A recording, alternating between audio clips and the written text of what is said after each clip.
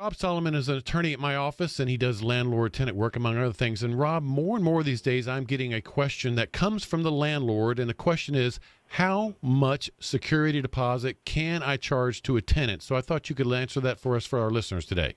Sure. Well, it is, I guess, traditional or conventional to charge 1 month as a security deposit, but that is not a matter of law. That's just a matter of convention. And when I do landlord-tenant seminars, which I do monthly, I advise landlords to collect more than that. That really is security against any breach, and the most likely one would be a failure to pay rent. So, in effect, you can charge whatever the market will bear. You could get 1 month, you could get 2 months or more.